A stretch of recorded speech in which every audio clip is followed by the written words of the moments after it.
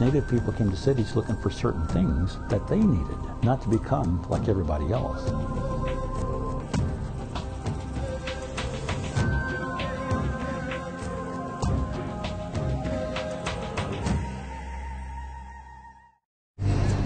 The relocation program, which sounded like, really great thing. They were going to give you money to travel, give you money to get there. Once you get there, they were going to find you a home. They'd pay for your home. They'd give you money for food. You could find a job or do this job training, like schooling. That sounds really great, especially if you didn't have any money on the reservation. What a bummer it turned out to be, though. But they didn't make it sound like they were going to get us off the reservation so we won't be Indian anymore or, take our culture away. But of course, no one's going to say that. That's what it's all about, but no one is going to really say that to you. Relocation had a bad rap. People would say, you're taking the Indian off the reservation, you're taking their languages away from them, you're taking their culture away from them. Nobody was sent out here against their will. Probably thought they could only live in the one world and not both. But we chose to live in both. Yeah. I mean, I didn't even know we had a choice. We just made our own choices, and we chose to be Indian first and then acclimate to the non-Indian ways because the program worked for us. Relocation. To most Americans, the word relocation is simply another name for moving. But to American Indians, the word brings back a flood of emotions. Strength, weakness, and everything in between. From 1952 to 1973, nearly 100,000 American Indians signed up for the voluntary relocation program, based on the belief that a good job, a nice home, and a higher education was waiting for them on the other side. But there was a steep price to pay. It meant that they would have to leave their rural reservations and all that they knew and resettle in a big city. An environment that most knew nothing about. I thought I was going to go into a foreign country or something, and I was. To go out there and not see any brown faces at all, coming from a very cultural background, and my Tioshpaya, my clan, consists of 200 people from this beautiful country we call Montana, right downtown San Jose. I kind of wanted to make a difference in my life. I wanted to see other country, and I read in books almost all my life about the surfer dudes. So I decided, hey, California sounds good. It's fun to be in the city. At night time you want to stay out, you just walk somewhere, take a walk or something like that. If you want to go outside and eat, you just go out there. That was good. Good for me. We didn't have running water or indoor plumbing on the reservation. And so me and my little brothers and sister were fascinated by the toilets. And we kept running around, flushing the toilet, and letting the water run.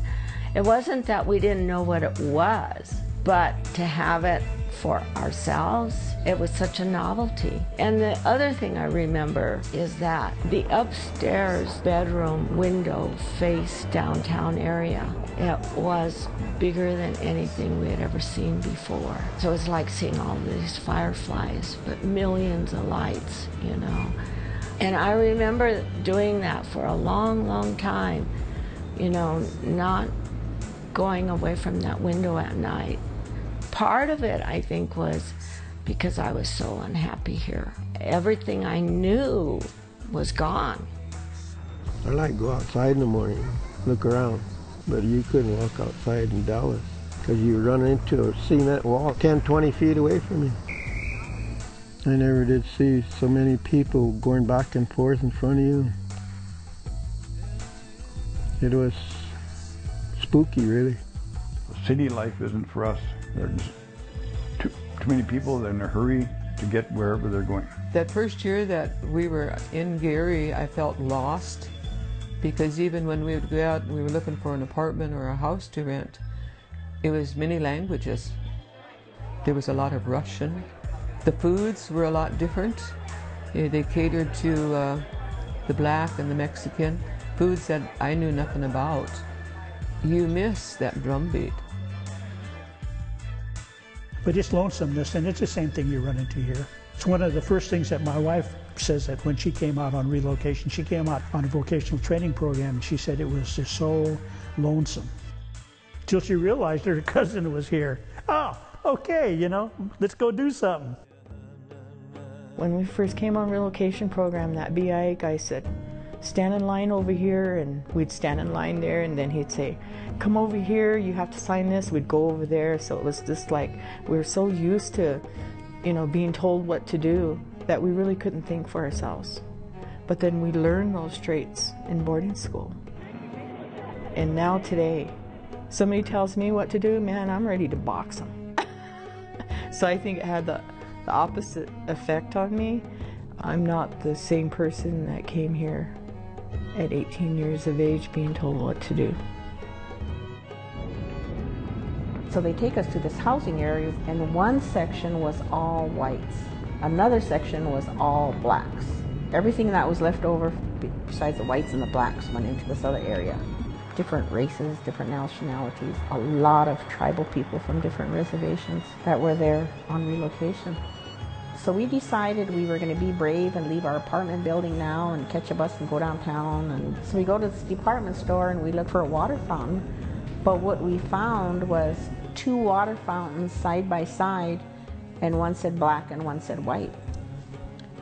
So we had no idea what we were supposed to do and what would happen if we used the wrong fountain. So we didn't use either one of them. We didn't get a drink. We were just so confused where we stood in this black and white world as Indian people. We were always together in everything. We both had our jobs and we lived together. We called each other at 10 in the morning. We ate lunch together. We called each other at 3 in the afternoon, got back together right after work. So we were just happy to be in Denver because it was a sense of freedom, sense of adventure. It was just so cool, and we were just like these 20-year-old naive little girls that said, yay! Yeah, had our own place, our own money, so it was awesome. Got to buy our clothes and clothes and clothes that we never had. Never got to buy before, so we went shopping all the time. The interesting thing about Native people is their resilience and their adaptation. So by adapting to this new way of life into urban areas, they reinvent themselves. It's a part of evolution.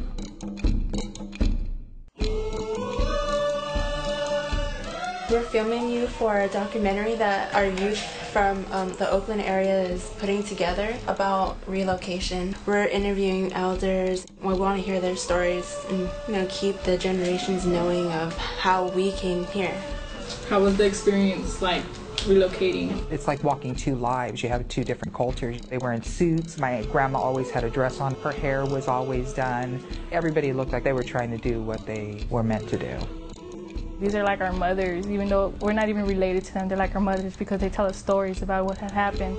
It's helping us preserve their memories, their past, because we're getting them in video. I mean, what lasts longer than video?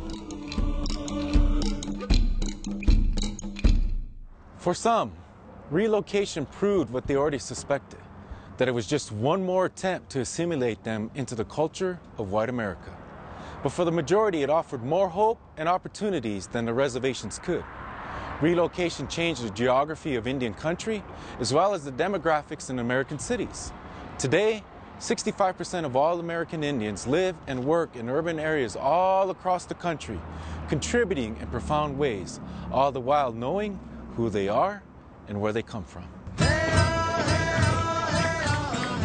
We are role models. We are, lawyers, doctors, film producers.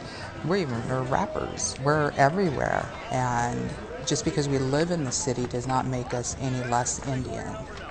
We still are able to have our traditions and our culture, but we live in the city.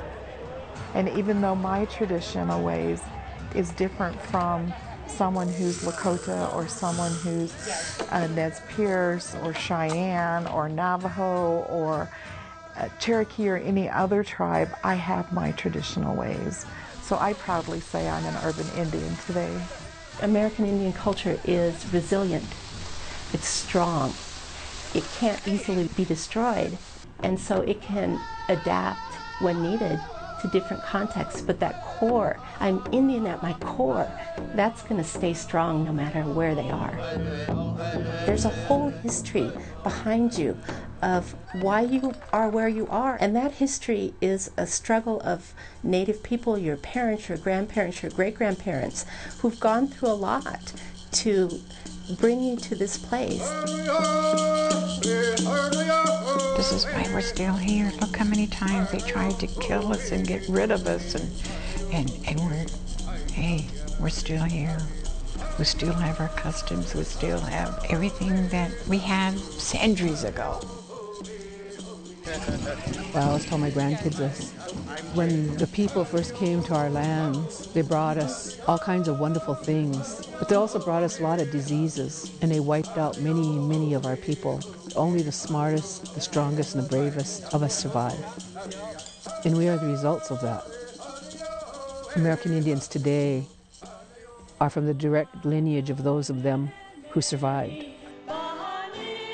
I think that the obligation rests with us to embrace the fact that we have the creativity and the adaptability to make the changes to our identities in order to help us to go forward.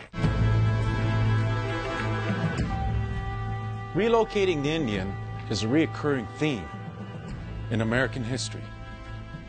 From the arrival of Christopher Columbus in 1492 to the Indian Wars of the 19th century. In 1830, President Jackson authorized the Indian Removal Act, forcibly relocating 36 nations from areas around the Great Lakes, New England, and the South to the federal territories west of the Mississippi. By the turn of the 20th century, most American Indians lived in poverty on nearly 200 reservations and allotted lands.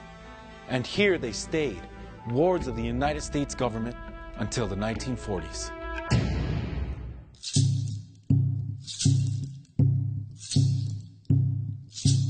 But the Second World War changed everything. It encouraged a national unity and brought people together, who by class, status, or skin color had previously been kept apart. At least 25,000 Native men fought in the armed services, and about several hundred Native women fought in the armed services too. And it was at that point that the federal government began to think that, well, if Native people had served in World War II so admirably, then they were a part of society already. And so bureaucrats in Washington, especially in the Bureau of Indian Affairs, began to imagine this kind of assimilation of Native people into the American society. The design for the relocation program was to really do two things: provide Native people jobs in urban areas. That was largely due to the reservation communities not being able to provide jobs following World War II. And the second thing that it was supposed to do was to provide housing for Native people for a temporary time period until they could stand on their own feet and begin to blend into society, that is the urban society.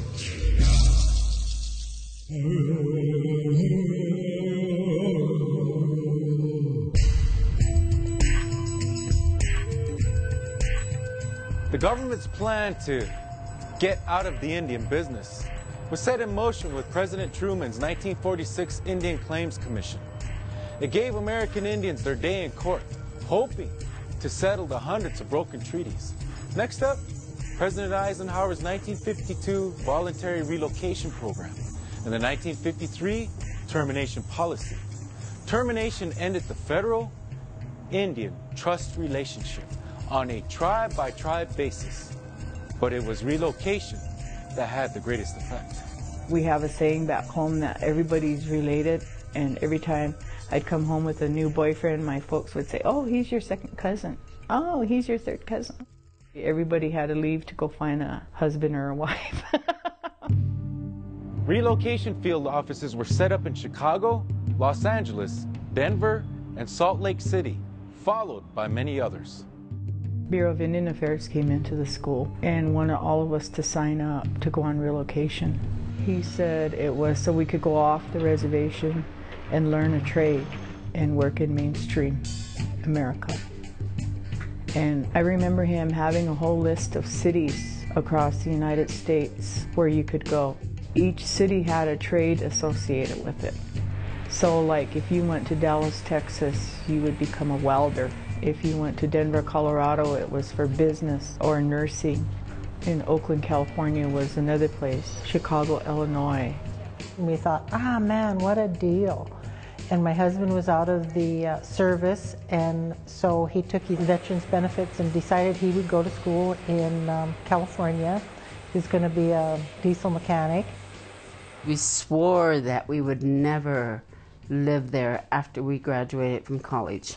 We already knew that in high school that we weren't going to live at home on the Rosebud because we wanted to empower ourselves as far as getting more education and have some kind of career that we knew we wanted.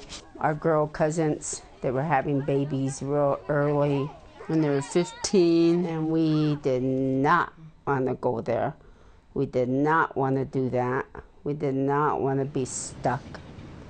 This is the best opportunity we was ever going to have to get off the reservation, and someone was going to assist us. I mean, we lived in a hotel for a while, and that was cool. This was kind of the intent of the relocation program, is to get you on your feet. You know, give you an opportunity to be able to fend for yourself in an urban area. And then if you choose to go back to the reservation, you've got a skill. You know, that's not to say that they're going to hire you, but you got a skill to fall back on. So what Dwayne chose was the body and fender program. You know, we thought that he could probably get a job or start up his own garage here in the reservation, but found out that the people can't really pay for body and fender on the reservation. There's a lot of beat up cars here, but that's because nobody can afford to get them fixed.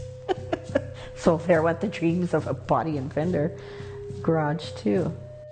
Our first Halloween that we were there, and I distinctly remember practically living off that candy for the next 2 weeks, and things were getting really bad.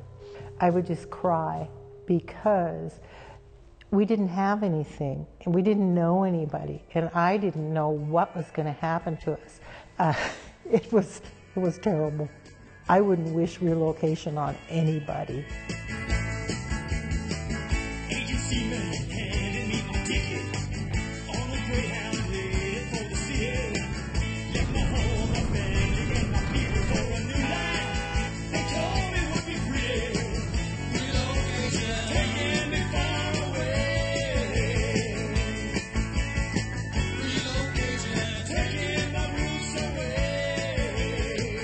Whoever asked the people on the reservation if some of these programs would work for them? Whoever asked them if boarding school would work for them? Whoever asked them if relocation would work for them? Whoever asked them if on-the-job training would work for them? They were not asked. These things were just thrown out there, and people from DC or wherever they make all these laws are the ones that decided this was going to work for the Indian people, and that's what they did. Culture shock, boy, that's going to hit you right in the face, you know. And all of a sudden you see all these races out there and you're saying, wow, you know, what did I get into? Naturally, a lot of people just couldn't adapt. They couldn't do it, so the Bureau had an option of, we'll send you back home if you want to go home. We're not going to force you to do anything that you don't want to do, but give it a chance. What the government should have really did was brought the training to the reservations, or brought the schooling to the reservations. They should have adapted to us, not the other way around. 2 of our family members would be sent to Dallas to go to school and live the American dream, so to speak. And we didn't hear from them for about 3 months. And then my mom got a letter and they said, we want to come home. It's not working for us. The government made it sound real good, you know, your rent's already paid down there. When that ran out, government ran out too, just left them. You know, and eventually alcohol took their lives. It was kind of like their escape from whatever happened to them down there. The government said, we'll make you better. Better what?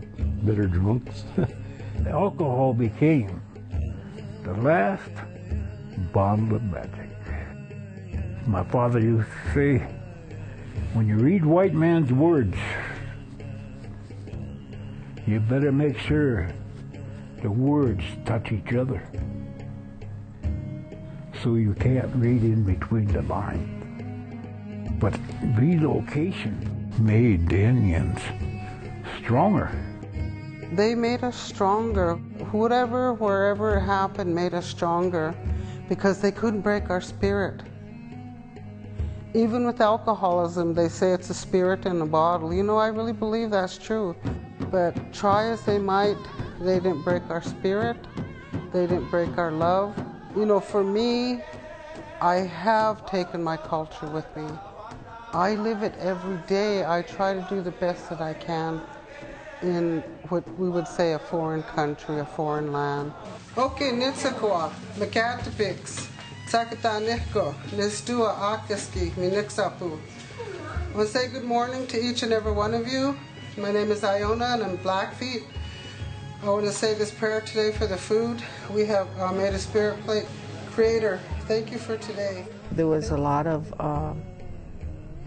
conflict between the corporate world, where I had a job, was getting paid good money, and where my culture was in attending powwows or cultural events, or like volunteering time, you know, to come over to the Indian Center. And so to me, I weighed that. Is money more important, or is the culture more important? To me, the culture was more important. So what I did is I decided I wasn't going to work for corporate America anymore. I wanted to really give something back. Dad, this should be turning into an arrowhead. I'm going to finish it with my knife.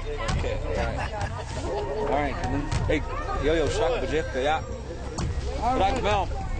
Dino, just come little gate. Ready to move out.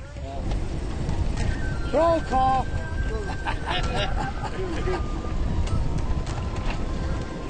We're just basically reliving the tradition of what our ancestors did for almost how long? Like long time. Yeah, basically. Culture is the basis of any community.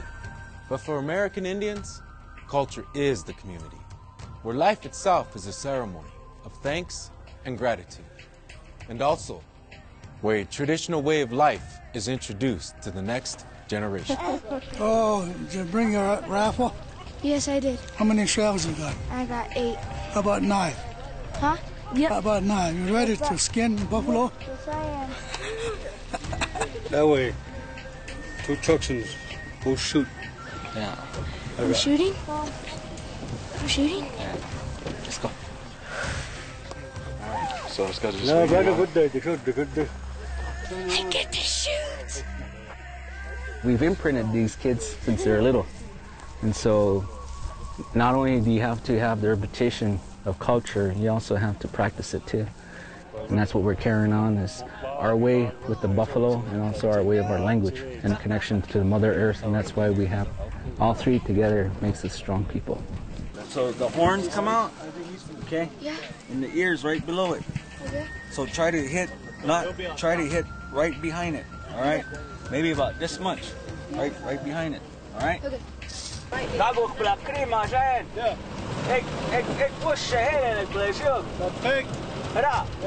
Yeah.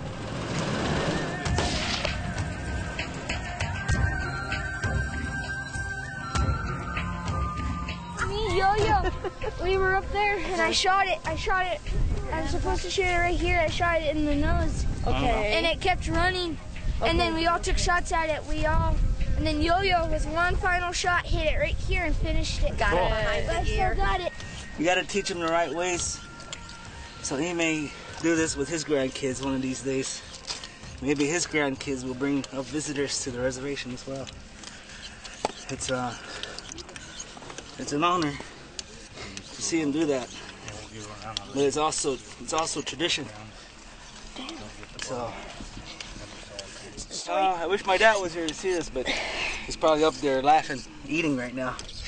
My dad was, in the 50s, he was part of relocation, and he didn't last too long there in the city, maybe 3 or 4 years, he said. And he was really close to becoming a barber, but then he decided to move back to the reservation and be with his family.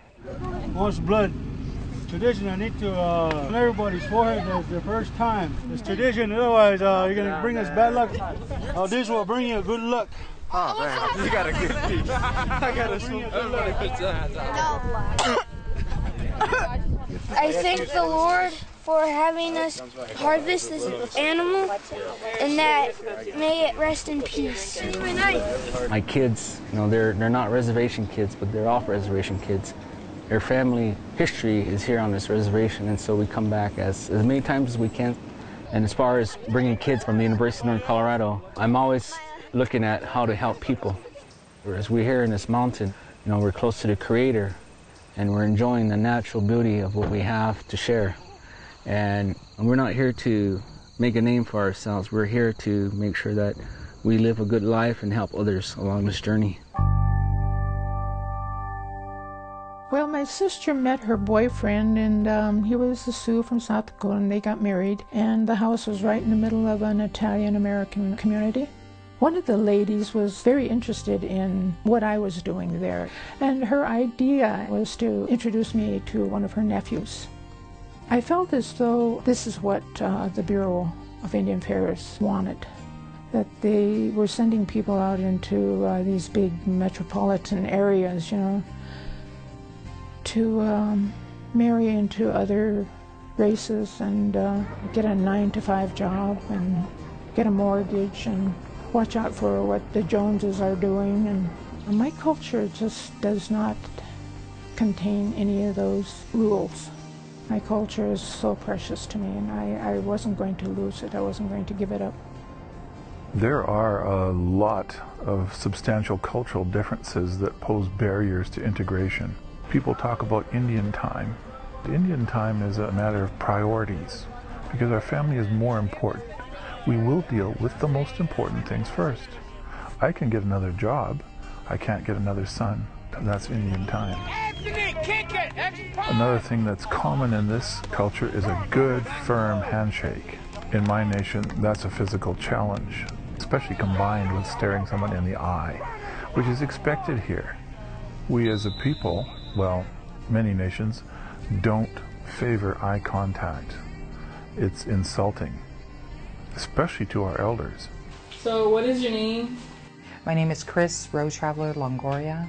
And your tribe? We have a youth internship program with the goal of producing a documentary interviewing our elders on relocation, because basically our community was founded as a result of relocation.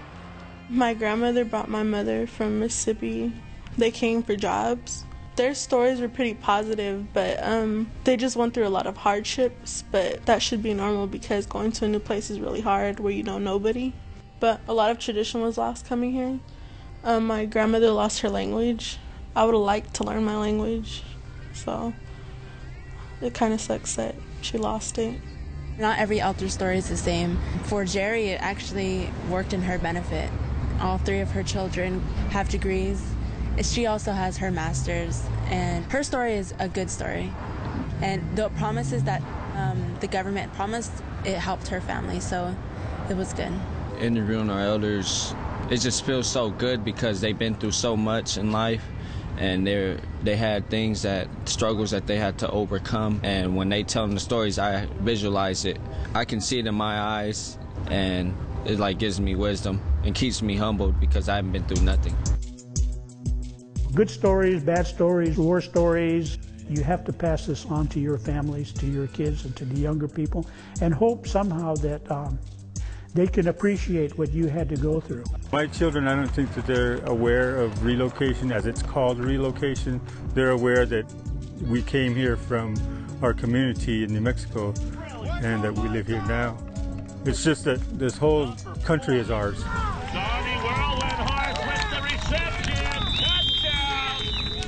Our oldest boy is at the house right now, and he was asking, well, what is relocation?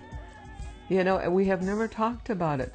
So now we're going to have to go backtrack and tell them what relocation was about. I didn't realize he did not know. And so that means then that the grandchildren don't even know. So now we got to fill in all those years and talk about it. sometimes there's a disconnect between the older folks and our young people. I was like that myself when I was younger. You know, my grandmother came here in '56, and I remember like when I was in my 20s not really wanting to hear about what she was talking about and just kind of like brushing it off, yeah, grandma. But as I got older, I realized how important it was to hear, you know, her story, and I try to instill that in our young people here at IFH, to how important it is to listen to their stories. You know, it's hard being an urban Indian, especially a youth, but these young people, they have a lot to deal with, you know, trying to balance two worlds. But yesterday when I watched, you know, them interview me, and I was like, wow, these kids are paying attention. They're trying to walk both paths. To be an Indian and to be in the city is tough because they're like, do you still live in teepees? Or sometimes they'll do that stupid where they put their hand over their mouth and they ask me, who are you? I said, I'm Tashina Rose Chase-Loan Gutierrez. And they said, Chase-Loan's not your real name, you just made that up. But after a while, I just fought back, and I was really proud because you shouldn't blend in, because when you blend in, you just turn into everyone else. But when you're Indian, you can say it, and you can say it proudly because it's like you versus the world. Are you checking, Donald? Is your group checking to make sure you have everything? It makes me proud to know that Native Americans have gone through a lot, and I should try to do good for myself, because if relocation didn't happen, a lot of us wouldn't be here, because a lot of Native Americans nowadays are mixed. They're biracial, not just Native American. They're mixed with Mexican, like me. I'm mixed with Guatemalan. I think it just made the world more diverse, but as Native Americans, we need to acknowledge that we're still here. I think what I want my grandchildren to recognize and understand is that a part of their identity and a part of their heritage puts a burden on them, that when they move themselves forward for their personal benefit, that they also are pulling with them the entire tribal group identity. And you can't have a lot of that unless you know who you are and where you come from.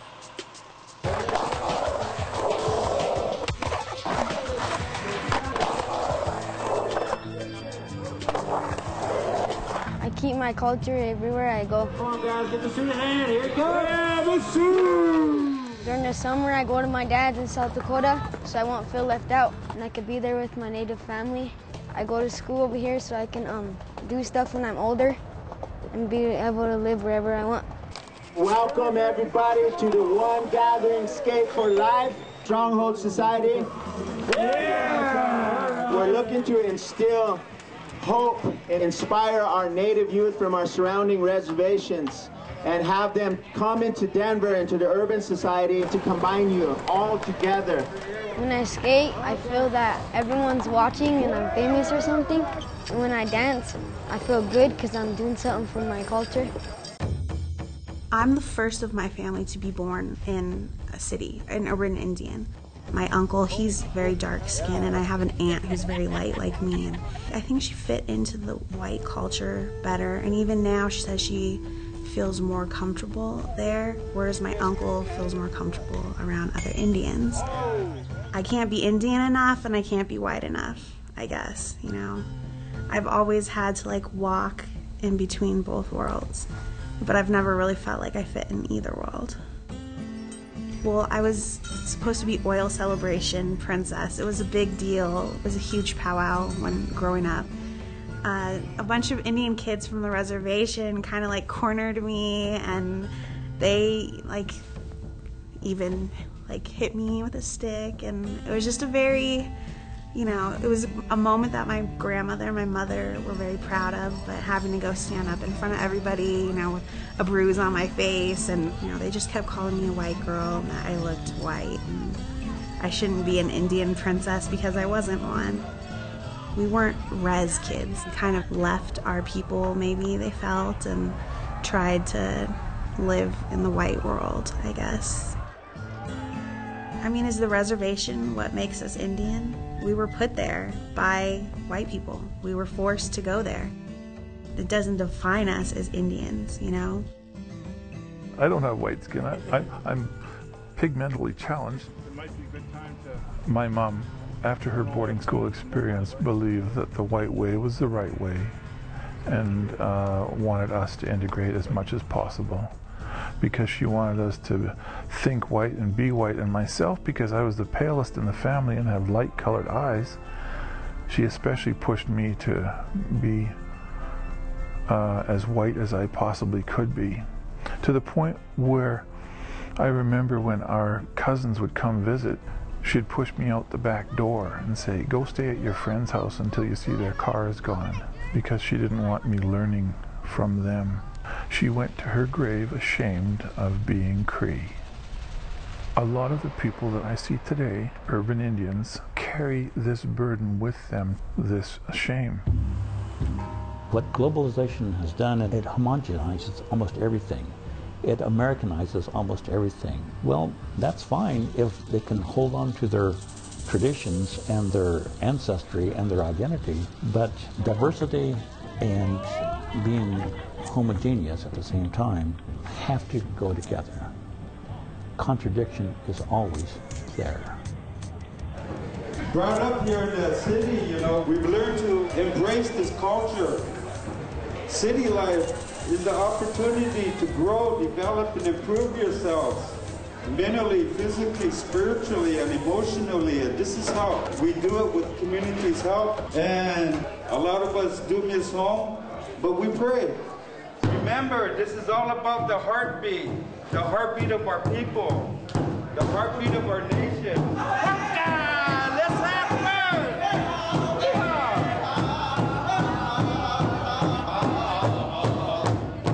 Nearly 100,000 American Indians signed up for relocation. Over the decades, many more followed family and friends, which then created the need for a community space that was uniquely theirs. Today, urban-based Indian centers and other native-serving agencies provide a place to connect with the familiar and adjust to the unfamiliar.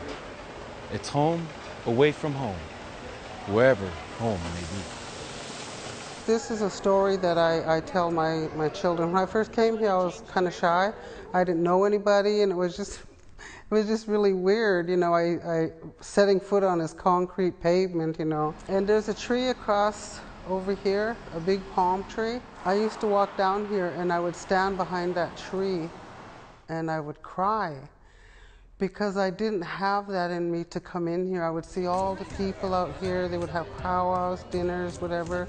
And then so one day I got dressed and I walked down here and I found a place at Intertribal Friendship House to belong. I consider Intertribal Friendship House and Alcatraz the urban res of the Bay Area. Both those places bring all nations together. We brought our culture with us and we kept it. We had powwows every weekend. And one time there was a tornado here in Denver. The cops came by and said, "You're going to have to leave. There's a tornado coming. Did you hear the tornado warnings? You have to evacuate the building." Everybody left and they powwowed in the street. Just a beautiful feeling to just walk through that door sometimes, hear those drums, being able to get up and dance, do the round dance, whatever you feel. It just fills your soul. You know, there's just no other feeling like it. The majority of American Indians, 2/3 of the total population, exist in urban areas. But when you look at urban society and you walk down the street in Chicago or San Francisco or Los Angeles is the urban Indian capital of Indian country. Do you see American Indians? People tend not to, but they're there. And it's such an irony to be asked, let me guess what foreign country you come from. I work at a law firm where I'm the only Native American. I'm the only Native American just about in whatever I do in my professional life.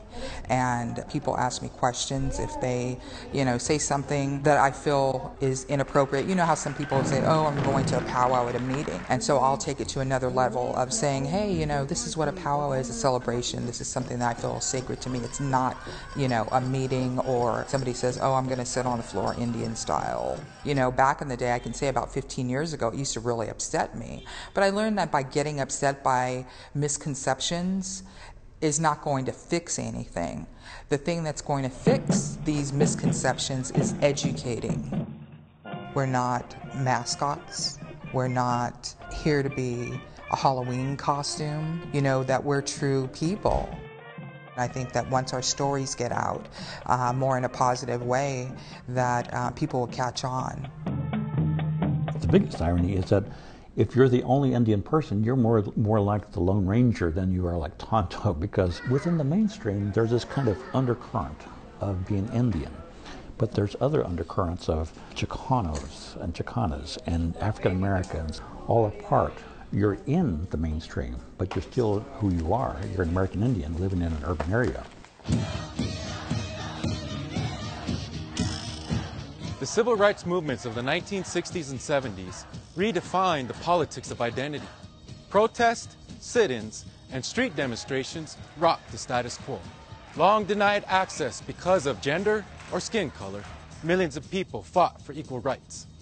The great American melting pot was finally boiling over. More American Indians who had come back from the war, who had seen the outside world, more American Indians were getting educated, they were starting to understand the system, they were knowing how things worked, they were getting frustrated with it. There were isolated instances across the United States of American Indians protesting the treatment and the behavior that we as Indian people had received. We were at protests not only for, American Indian movement. At that time you had Alcatraz, but we were at protests for the war going on. We were at protests for the Black Panthers. We were at protests for Cesar Chavez. We were boycotting grapes. I didn't have a grape or lettuce till I was 12 years old. Yeah, and I wanted one so bad. And then when I finally could have some, that's all I ate. It was grapes and lettuce. The Chicano, the Black, and the women's movement protested for equality and affirmative action programs. They demanded a seat at the table, but the Red Power movement stood apart. They fought for the freedom to be different from their neighbors. They demanded their own table. In 1969, it all coalesced at a notorious old prison in the San Francisco Bay called Alcatraz.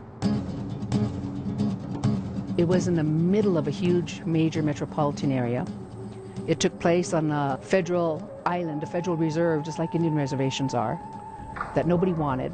And there was a clause that they had found that said any federal lands not being used need to revert back to the tribes. So they claimed it on behalf of Indians of all tribes. But we went over on the boats that afternoon and got on an island, and Indians from all over. It was really an exciting time. We used to jump off the pier into the water at Alcatraz.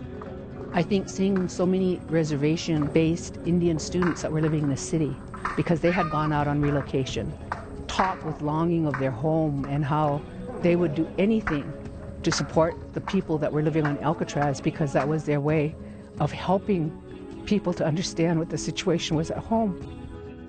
I think that the movement had to come from urban Indians because we were all here and we were all displaced, if you will. We were trying to find our identity in an urban area. For the longest time, I felt apologetic because I wasn't a full-blood. The older I got, the more comfortable I got in my own skin. I no longer had to make apologies for not being who I wasn't, I'm Indian. That's all there is to it. Looking back now, you can recognize that we as American Indian people have a real strength of adaptability, which helped us survive. I say American Indian because I believe that our relationship with the United States government is a legal relationship. And as an American Indian, I have expectations that the United States government will treat me on an equal basis and honor and respect some of the promises that they made. I don't use the term Native American because Native American is anyone born in the United States that is native to this continent.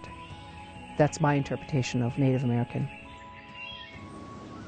There's actual technical difference between Native American and American Indian, in that American Indians are considered to be the people who are members of tribes in the lower 48 states.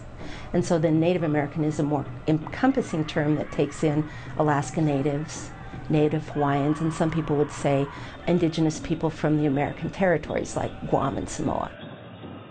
My husband, who's Navajo, he doesn't want to be called American Indian, he wants to be called Native American. And so I'm Choctaw, I say, I don't like Native American, I prefer American Indian or Choctaw. And so we don't even agree in our own home.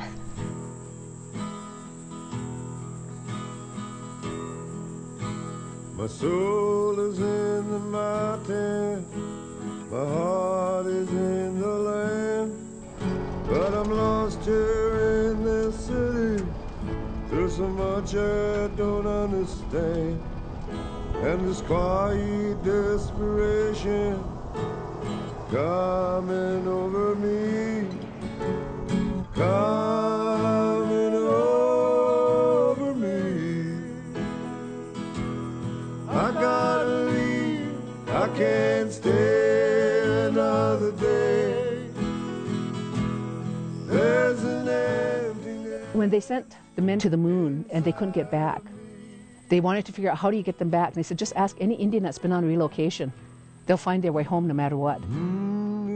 Home. The saying goes that home is where your heart is. But what if your heart lives in one place and your home is in another? For many urban-based Indians, their home is in the city and always will be. But for a growing number, the city is but a temporary substitute until they can return to the resting place of their ancestors.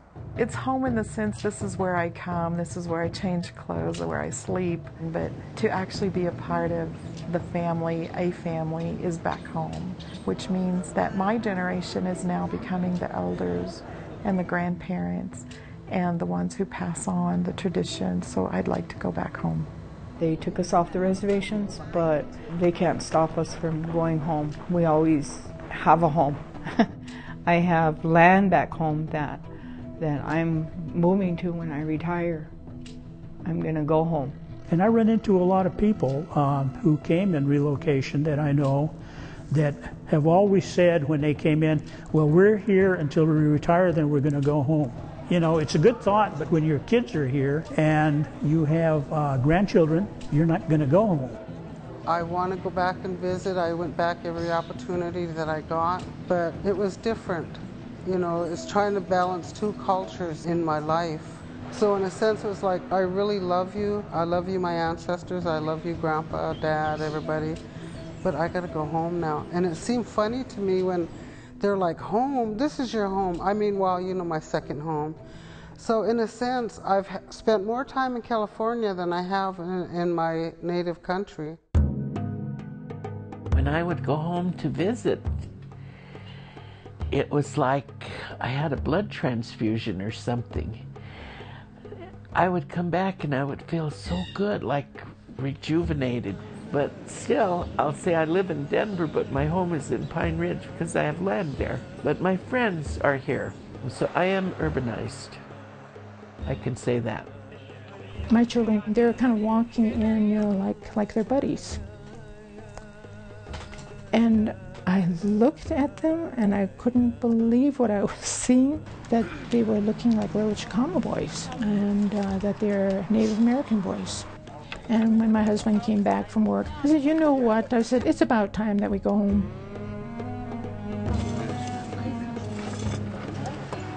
You know, sometimes I wonder, you know, did the Bureau of Indian Affairs even think about that? You know, was this in their mind? Was this a long-range plan? Was it okay, you know, for them to, where did they get permission to do this to us, you know? Home was home. Everybody wants to go home. Then I come home in the spring, and you know how green it was? Dallas was dry. I never did see green grass until I come home. Coming through Nebraska, coming through those pines, I could see it. It's all beautiful, you know. That was home, coming into the res. I don't know how to say it, but I shouldn't be in a city. I shouldn't have ever went to a city. But it did teach me how to, it made a man out of me, put it that way. My father-in-law was sick, and my husband being the oldest son in the family, you come home no matter what. You put your family first. We left good jobs to come back to the reservation where there wasn't anything, but we made do. I do appreciate my own home, but every once in a while I get that wandering bug too and want to go somewhere else and live somewhere else. And then all I have to do is think about when I did leave here and we had the hard times, but I'm happy here. I've been lucky to come home as an educated person, as a lawyer, and I want to show other American Indians, especially our young people, if you go away and you get educated, you can come home. I talked with my children and they were okay with it. And I told them I wanted to come home to the house where I raised my kids on a reservation here because I wanted their children to see where their parents grew up. I wanted their children who lived in an urban area to be able to come home and ride horses, to wake up and see the sunrise, to see the sunsets, to go out and dig wild turnips, timsana, to dig and get all of the different roots that we have, to stand out on a hill and look and see forever. I wanted them to smell what it was like to be home. Because no matter where I've lived, this has always been my home. When I first moved back to Rosewood, I was totally shunned because that connotation of urban Indian was really stuck on my back big time. It was in big neon lights that I was an urban Indian. Well, they could call me an urban Indian, I guess, because actually I was away from my home for 35 years. When I came back to do some consultant work at the school, and someone complained because they said they brought an outsider in to do work that could have been done by somebody there. And I had my feelings hurt so bad. I don't think people realized how much that hurt my feelings because I always never felt like I was still not a member of the Kyle community. Ever. I don't care how long I left. I still have my ties here. My ties are still strongest here. Being in the urban environment has caused me to lose some of the relationships I've had here on the reservation. My relatives, I think, are very proud of me and they respect what I've done. But I also think some of them are fearful of getting to know me too well because they don't want to find out how much I've changed. And I have changed. There's two kinds of changes. One is a forced change, when you force change on a people, like termination or relocation, and put that and impose that on them, not a whole lot of change is going to happen. But if change is embraced by the people themselves, voluntary change, they'll change overnight. And many Native people did when they saw what they could do with the right things from urban society. Because Native people came to cities looking for certain things that they needed, not to become like everybody else. I asked my son to really think about naming his children a Lakota name, so he did. Told him it only takes one to change things, so maybe he was the one or they're the ones to keep it going that way where they don't have to feel like they have to have Washichu names to fit in. It's okay to be different. It's okay to be identified by their name if that's what it means. So none of my grandbabies have Washichu names. The resilient spirit of the American Indian adapted to uncertainty and retained their own unique voice. Native identity evolved, leading to the recognition of Indian legal rights and modern tribal sovereignty, forever changing how Indians see themselves, as well as how they are seen by others. They tried the military piece of it, and now they tried the relocation piece of it. And I think as time marches on, it just made the Indian people as a whole stronger. The only thing that I have to say about relocation is, ha ha BIA, you didn't win. In 1944, the National Congress of American Indians declared, in a full democracy, there must be room for freedom, room for people to be different from their neighbors. For some, living in a society steeped in conformity was a price they were unwilling to pay. For these Indians, the voluntary relocation program failed. But for the majority of the Native people, the program worked. Not only because of the endless opportunities, but for the many more personal victories fought and won. Where relocation was once negative, now urbanization is a positive. It has to be a positive because it's a part of life and a cyclical way of taking something bad and turning it into something good. It may take a long time, and relocation has been the biggest change in the history of the United States relationships with Indian people. We have strong, vibrant urban Indian communities throughout the country. And there are individuals in those communities who speak their tribal languages. They know their tribal traditions. They have maintained their cultural connections despite the challenges of distance or other factors. With guidance from the generations before and mindful of those yet to come, Native people are shaping an American experience in their own profound ways and on their own terms as human beings. Every tribe has to recognize that the greatest resources that they have are their people, regardless of whether those people are reservation-based or they're urban-based. And how do those two resources complement one another rather than cause friction? The tribe that recognizes that and is able to take the greatest advantage of that is going to be the tribe that's going to be here 1,000 years from now. Whereas those tribes that don't learn to take advantage of that and don't learn how to do that will just be memories in the wind.